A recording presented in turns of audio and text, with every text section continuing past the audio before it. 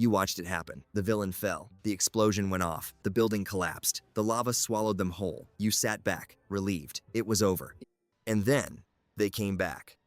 Animation has a dirty little secret that nobody talks about enough. The most dangerous, most twisted, most iconic villains across every animated universe, they don't actually die. Not really. They fake it. They survive it. They come back from it. And sometimes they were never gone at all. Today, we are going deep. We are talking about every major animated villain who survived what looked like a guaranteed death, why their survival worked, why some of it was lazy writing, and why some of it was absolute genius storytelling. These are the characters who broke the rules of death in animation and got away with it. Megatron Transformers, 1986. Let's start at the very beginning of this conversation, the one who invented the villain survival arc in animation, Megatron. In the 1986 Transformers animated movie, Megatron was beaten badly, brutally.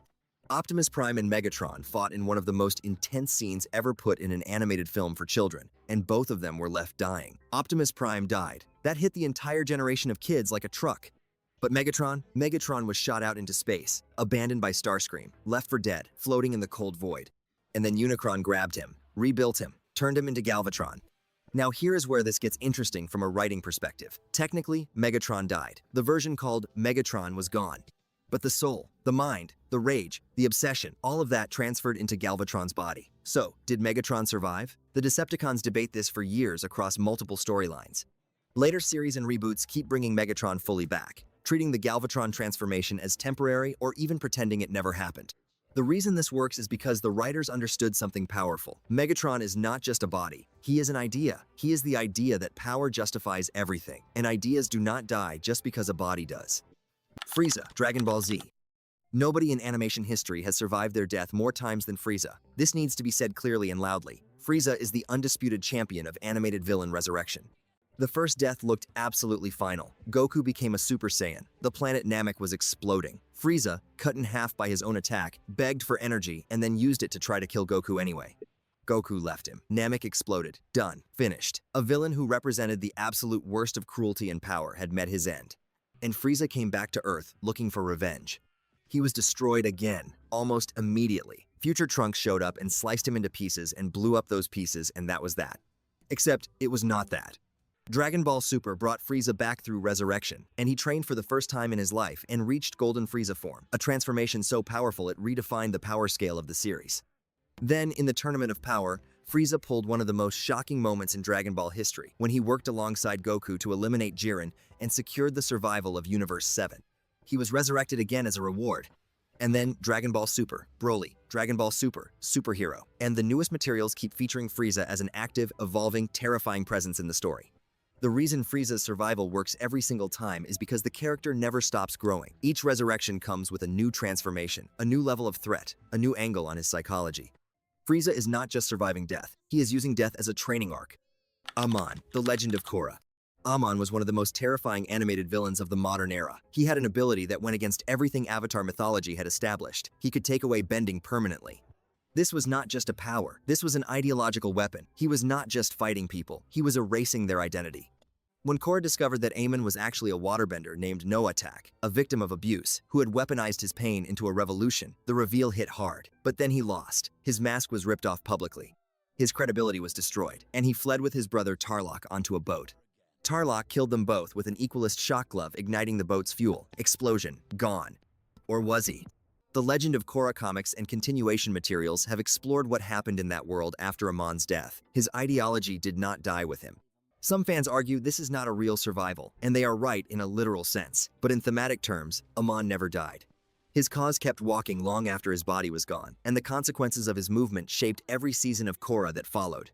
The writing lesson here is profound. Sometimes the most effective villain survival is not physical resurrection. It is ideological continuation. Zahir, The Legend of Korra Season 3. Zahir is unique on this list because he did not survive a death. He survived something arguably worse. He survived total defeat and imprisonment. Zahir achieved weightlessness and true airbending mastery. He killed the Earth Queen. He nearly killed Korra. He poisoned her with a substance designed to force the Avatar state and then kill her in it, which would have ended the entire Avatar cycle forever. He was defeated when Korra, even while poisoned and nearly broken, worked with Team Avatar to bring him down. He was locked in a prison designed to block his airbending. Korra seeks him out in prison because he is the only person who has ever achieved what she needs to achieve, a kind of spiritual liberation from trauma. He helps her, he guides her, he plays a role in her healing. Zahir survived, and his survival made both him and Korra more complex. He is one of the best examples in animation of a villain who becomes something more interesting after their defeat. Horde Prime, She-Ra and the Princesses of Power. She-Ra's reboot gave us Horde Prime as the endgame villain, and the show handled his survival arc with genuine horror and creativity. Horde Prime controlled an empire through cloning. He transferred his consciousness from body to body, which meant that destroying any single version of him was meaningless. He had been effectively immortal for thousands of years. His philosophy around purity and perfection came from a deep psychological wound around his own mortality, and he resolved that wound by making mortality irrelevant to himself. When he was finally destroyed, it required not just physical defeat, but the severing of his connection to the chip network that controlled his empire. Horde Prime's survival mechanism was baked into his character design from the beginning, and his final destruction felt earned precisely because the show spent so much time establishing how difficult it was to truly kill something that had removed its own mortality. Bill Cipher Gravity Falls. Bill Cipher might be the most discussed animated villain survival theory in internet history. In Gravity Falls, Bill Cipher was a dream demon of almost incomprehensible power. He was funny, he was charming, he was absolutely terrifying underneath all of that. When Stanford Pines allowed Bill to enter his mind, and Ford used the memory gun on himself and Bill simultaneously, it appeared to destroy Bill completely. But the show's creator, Alex Hirsch, has spent years dropping hints. An axolotl speaks a cryptic prophecy that suggests a way for Bill to escape his fate. There is a stone triangle in Oregon in the real world with Bill's face on it that Hirsch helped install. There is merchandise, there are codes, there are breadcrumbs everywhere suggesting that Bill Cipher is not fully gone. Bill Cipher was written as something older than the universe, something that existed before the rules of death and could not be contained by them. His potential survival does not feel cheap. Demona Gargoyles. Demona from Gargoyles was granted immortality by Macbeth in a magical binding. This means she literally cannot die permanently. She has been shot, stabbed, burned, and destroyed repeatedly across the series, and she always heals by sunrise, turning to stone and waking up completely restored. The tragedy of Demona is that her immortality is not a blessing. It is a curse that forces her to watch everyone she ever loved die while she continues. Her hatred of humans is rooted in genuine grief and genuine guilt that she cannot escape because she cannot die. Her survival is not a writing convenience. It is the entire point of her character. She lives with her choices forever. There is no death that releases her from what she did, what she allowed to happen, what she became. Demona is a character whose villain arc is inseparable from her immortality. Azula Avatar, The Last Airbender. Azula never died in Avatar, The Last Airbender, but she experienced something that many characters in animation never survive with their identity intact. She broke completely. By the end of the series, Azula had a full psychological collapse. She was seeing hallucinations of her mother. She could not trust anyone. Her perfectionism had consumed her. In the Agni Kai against Katara, she was defeated and she was left screaming and sobbing on the ground, chained, completely shattered. The Avatar comics bring Azula back, and they do something rare. They let her survive as a damaged, dangerous, and complex figure who is neither fully redeemed nor fully destroyed. She is working toward her own goals, her own version of restoration, and it does not look like what anyone else's restoration looks like. Azula survived the narrative equivalent of death, the complete destruction of who she was, and emerged as something different and arguably more interesting. Her survival in the comics is controversial among fans, but it is honest to her character. The Lich Adventure Time. The Lich in Adventure Time was the embodiment of death and entropy itself. He was not a character with motivations the audience could easily understand. He was the universe's drive toward nothingness, made into a being. He died multiple times across Adventure Time's run. He was turned into a baby. He was destroyed in the multiverse. He was scattered across realities. But the show always found a way to bring him back, because the Lich represents something that cannot be permanently destroyed. You cannot kill the concept of death. You cannot kill the universe's tendency toward entropy. When the show finally ended with Together Again, the Lich's presence in the story had evolved into something almost philosophical. He was not a villain anymore in the traditional sense. He was a force. The Lich reached that level, and his survivals across the series reflect it. Lotso, Toy Story 3. Lotso Huggin' Bear from Toy Story 3 is interesting because his survival is the dark ending that Disney Pixar actually committed to. Lotso nearly killed Woody, Buzz, Jessie, and all of Andy's toys by refusing to press the emergency button at the furnace. He watched them nearly burn to death. He was saved by Woody and Buzz beforehand, and then he refused to save them. This is one of the most genuinely cold villain moments in animated film history.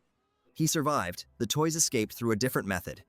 And the last we see of Lotso, he has been strapped to the front of a garbage truck by a garbage man who collects toy bears, flying through the open air with no control over his destiny, facing the elements forever. This is not a redemption. This is not a death. This is something worse. Lotso's survival is his punishment. He lives, but he lives in exactly the state he feared most. Helpless, alone, exposed to the world he had tried to hide from inside Sunnyside. His survival is a masterpiece of consequence-based storytelling. General Grievous, The Clone Wars. General Grievous in the Clone Wars animated series is a villain whose survival across dozens of defeats becomes almost absurd before the show makes it meaningful. Grievous is a cyborg. Almost nothing of him is organic. He collects the lightsabers of Jedi he has killed. He runs when the fight turns against him. He was not written as a proud warrior. He was written as a predator who survives by being willing to retreat, to hide, to strike when the moment is right. His multiple survivals across the Clone Wars actually strengthen his characterization. He is not unkillable because he is impossibly powerful. He is unkillable because he is pragmatic. He does not stand and fight when the odds turn against him, and his enemies are too proud or too principled to pursue him across the galaxy with the same ruthlessness. He finally dies in Revenge of the Sith, killed by Obi-Wan with a blaster rather than a lightsaber, which is the perfect poetic ending. A villain who survived every honorable battle died because Obi-Wan was finally willing to be less than honorable. Him, the Powerpuff Girls. Him, from the Powerpuff Girls, is one of the most genuinely unsettling villains in children's animation. He is coded as the embodiment of evil itself, something beneath even Mojo Jojo in terms of pure malevolence, something ancient and patient and deeply wrong. Him never truly died in the original series. He was defeated in various episodes. He was repelled. He was outsmarted. But he was never destroyed because the show understood that you cannot destroy what him represents. He is the quiet voice that tells children they are not good enough. He is the fear that love can be weaponized. He is the villain that operates in the mind. His survival across the entire series run without ever being permanently dealt with is a feature, not a bug. Him is supposed to still be out there. He is supposed to still be waiting. Tai Lung Kung Fu Panda. Tai Lung dies in Kung Fu Panda. Po hits him with the whooshy finger hold, and he apparently disappears in a shockwave of golden light. The film presents this as a final defeat. But in the extended Kung Fu Panda universe, including the television series and various continuation materials, the question of whether the whooshy finger hold actually kills is left deliberately ambiguous. Shifu uses the move on Po in a later story, and Po survives. This retroactively raises questions about Tai Lung. The fan theories around Tai Lung's survival are enormous, and the creators have been deliberately coy about confirming or denying them. Whether this becomes canon in future films remains to be seen, but Tai Lung's survival as a possibility has been kept alive by the storytellers themselves. Light Yagami Death Note, animated series. Light Yagami is a different kind of case because he is the protagonist villain of his story. His death in the Death Note anime is confirmed and shown on screen. He is shot, he runs, he collapses. Ryuk writes his name. But Light Yagami survived in every way that matters culturally. His ideology, the idea that humans with power and intelligence have the right to judge others, is more alive in internet culture than almost any other animated villain's philosophy. Fans argue about whether he was right. They cosplay as him with reverence. They write continuation stories where Nier made a mistake, where Light had a backup plan, where Kira lives on through followers. Light Yagami's survival is entirely cultural and entirely real. He was killed in his story, and he has never stopped existing in ours. The Joker Batman, the animated series. The Joker across Batman's animated history is the ultimate survival villain. In Batman, the animated series, he is committed to Arkham repeatedly. In Batman Beyond, Return of the Joker, the canonical explanation for his return after apparent death is that he encoded his personality and memories into a microchip and implanted it in Tim Drake's neck, programming a sleeper personality to eventually overwrite Tim entirely. This is not just a survival story. This is a horror story about identity and violation and the lengths to which a true nihilist will go to keep laughing. The Joker did not just survive death. He survived it by infecting someone else with himself. Zuko's villain, Arc Avatar, The Last Airbender. Zuko is not traditionally listed as a villain who survived, but his entire first 2 seasons are the story of a villain arc, and what he survived was the death of who he was raised to be. Zuko the villain died in the Crystal Catacombs when he made his choice. The Zuko who emerged in Season 3 was not the same person.